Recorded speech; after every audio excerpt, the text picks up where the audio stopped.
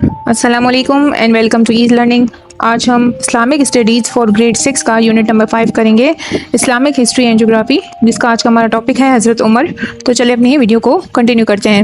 سب سے پہلے ہم پڑھیں گے introduction and early life of حضرت عمر. حضرت عمر مسلمانوں کے دوسرے خلیفہ تھے. ان کا نام عمر تھا، ان کی کنیت ابو حفص تھی اور ان کا ٹائٹل فاروق تھا. وہ 582 سینچری میں مکہ میں پیدا ہوئے. ان کے فادر کا نام خطاب تھا اور ان کی والدہ کو کندامان کہہ کے پکارا جاتا تھا.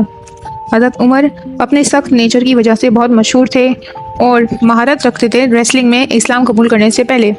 وہ بہت گرم دماغ کے تھے اور بہادر بھی تھے. وہ ہمیشہ بغیر کسی خوف کی بات کرتے تھے.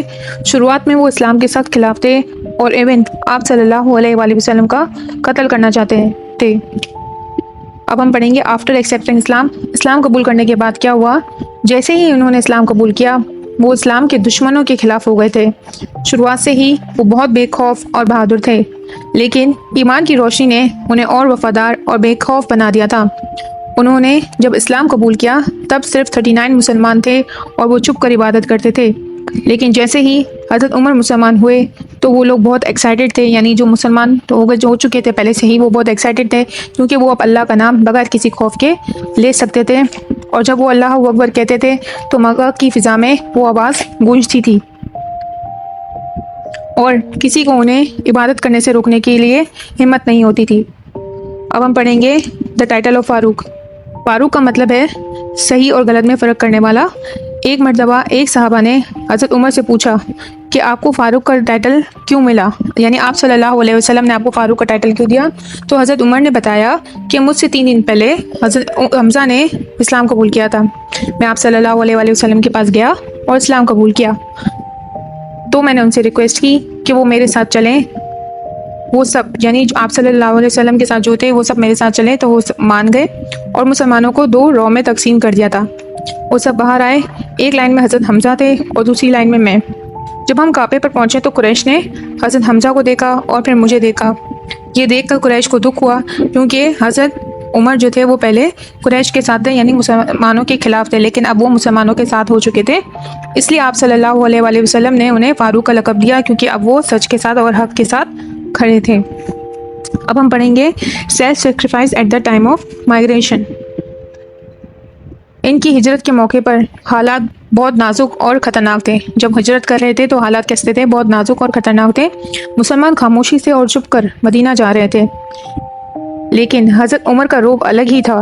ان کی تلوار لٹک رہی تھی، ایرو ان کے ہاتھ میں تھا اور وہ اونٹ پر سواری کرتے ہوئے پہاڑی پر چڑھے اور آواز لگائی، اے لوگو، میں عمر بن خطاب ہوں اور ہجرت کر کے مدینہ جا رہا ہوں. اگر تم میں سے کوئی چاہتا ہے کہ اس کی ماں اس کے مرنے کے بعد روئے تو مجھے روکنے کی کوشش کر کے دکھائے. لیکن وہاں موجود کسی کی بھی ہمت نہ ہوئی کہ وہ حضرت عمر کو پکڑنے کی ہمت کرتا. حضرت ابو ہریرہ سے روایت ہے کہ آپ صلی اللہ علیہ وسلم بیٹھے ہوئے تھے تو آپ صلی اللہ علیہ وآلہ وسلم نے فرمایا، میں سو رہا تھا اور میں نے خواب میں خود کو جنت میں دیکھا. میں نے ایک عورت کو دیکھا جو ایک محل کے کونے پر وضو کر رہی تھی. میں نے اس سے پوچھا کہ یہ محل کس کا ہے؟ تو اس نے جواب دیا، حضرت عمر کا ہے. مجھے اس وقت لگا کہ میں اجنبی ہوں تو میں وہاں سے فوراً چلا گیا. جب حضرت عمر نے یہ سنا تو انہوں نے رونا شروع کر دیا اور کہا کہ یہ کبھی ہو سکتا ہے کہ میں آپ کے صلی اللہ علیہ وآلہ وسلم کے بارے میں یہ سوچوں کہ وہ اجنبی ہیں. اب ان کی خلافت کے بارے میں بات کرتے ہیں. خلیفہ بننے کے بعد حضرت عمر کو اللہ اور آخرت کا بہت زیادہ خوف تھا اور ان کے آس پاس کے لوگ پریشان ہو رہے تھے کیونکہ حضرت عمر کی حالت خراب ہوتی جا رہی تھی. ان کے کپڑے پر 14 پیچز تھے جن میں سے کچھ چمڑے سے بنے ہوئے تھے. ایک دفعہ باہر ملک سے کچھ لوگ آتے ہیں جو حضرت عمر سے ملنے کے لیے آتے ہیں.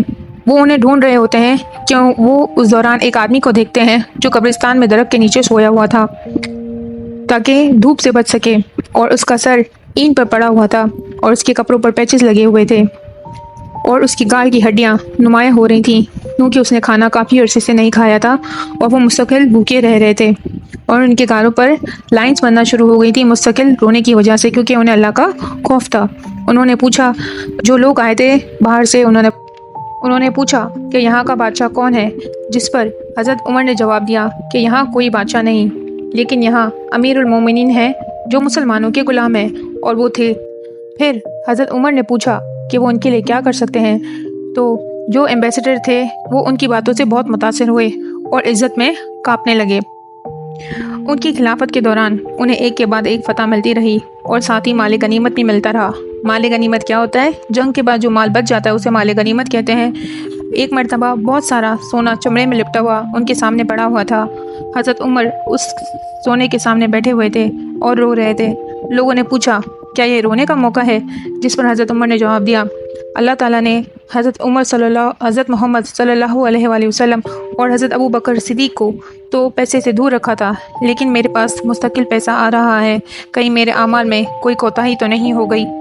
اب ہم ان کی پرسنالٹی کے بارے میں پڑھتے ہیں۔ حالانکہ حضرت عمر بہت کم اماؤنٹ لیتے تھے اپنے پرسنل ایکسپینسز کے لیے بیت المال سے۔ ایک مرتبہ ان صحابہ کرام نے سوچا کہ انہیں اور زیادہ فیسلٹیز ملنی چاہیے، لیکن ان میں ہمت نہیں تھی کہ حضرت عمر سے ڈائریکٹلی بات کریں، تو انہوں نے حضرت حفصہ کو بھیجا جو کہ حضرت عمر کی بیٹی تھیں، تاکہ ان سے بات کر سکیں۔ حضرت عمر نے جب یہ سنا تو وہ غصے میں آ گئے اور انہوں نے پوچھا کہ تمہیں یہ کس نے کہا ہے، لیکن حضرت حفصہ نے انہیں نہیں بتایا۔ تب حضرت عمر نے کہا اگر مجھے پتہ چل جائے کہ یہ بات کس نے کہی ہے تو میں اسے اس برے طریقے سے ماروں گا کہ اس کے فیس پر نشان ہو جائیں۔ اپنی خلافت کے دوران وہ بھیس بدل کر رات کو باہر نکل جاتے تھے تاکہ پتہ لگا سکیں کہ ان کے لوگ کیا کر رہے ہیں، اور وہ کہتے تھے کہ اگر دریائے فرات کے کنارے ایک کتا بھی مر جائے بھوک سے تو اس کا سوال بھی اللہ تعالیٰ مجھ سے قیامت کے دن کریں گے۔ اب ہم بات کرتے ہیں ان کی ڈیتھ کے بارے میں۔ 26 ذی الحج 23 ہجری کو وہ مسجد نبوی میں کھڑے ہوئے تھے، نماز ادا کر رہے تھے۔